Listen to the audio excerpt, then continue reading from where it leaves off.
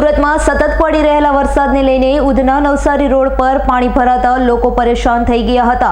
તો પાણી ભરાયાની જાણ થતાં મેયર અને ધારાસભ્ય સ્થળે દોડી ગયા હતા અને અધિકારીઓને પાણીનો નિકાલ કરવા સૂચના આપી હતી। સુરતમાં સતત વરસાદ વરસી રહ્યો હોય જેને લઈ અનેક વિસ્તારોમાં પાણી ભરાઈ રહ્યા છે, ત્યારે ઉધના નવસારી મેઇન રોડ પર પાણી ભરાતા લોકો પરેશાન થયા હતા।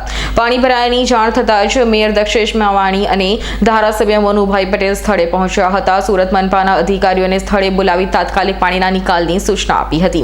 તો રોડ બાજુમાં આવેલ ડ્રેનેજના ઢાંકણા પણ ખોલવા કહ્યું હતું, સાથે કેમિકલ યુક્ત પાણી બાબતે પણ સૂચના આપી હતી। આ વિસ્તારમાં ચાલતા ડાઇંગ કારખાના સામે પણ કાર્યવાહી થશે તેમ પણ જણાવ્યું હતું। અત્યારે ઉધનાની અંદર અમુક ઇન્ડસ્ટ્રી અનટ્રીટેડ પાણી છોડી રહી છે મોન્સૂનનો લાભ લઈને।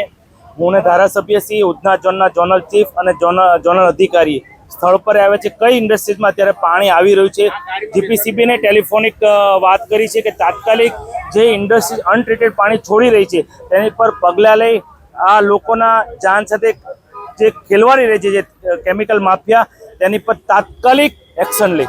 જે રીતના પાણી ભરાયું છે આવનારા સમય દરમિયાન પાણી ન ભરાય તેને લઈને કઈ રીતના હવે તેને માટે ગઈકાલે જ પાટીલ સાહેબના નેતૃત્વમાં એક હાઈ કમિટીની રચના થઈ છે અને તાત્કાલિક ટૂંકા ગાળા અને લાંબા ગાળાના બે કામ ગઈકાલની મિટિંગમાં નક્કી થયા છે।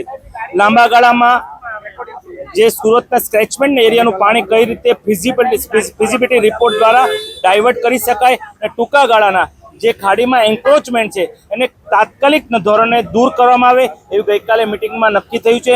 આવનાર સમયમાં જે પાણી જે જગ્યાએ એન્ક્રોચમેન્ટના હિસાબે ભરાય છે એ નહીં ભરાય તે માટે મહાનગરપાલિકા એક્શન લેવા જઈ રહી છે। Bureau report S9 news Surat. અમારી તમામ માહિતીથી અપડેટ રહેવા માટે જોડાયેલા રહો S9 ન્યૂઝ સાથે।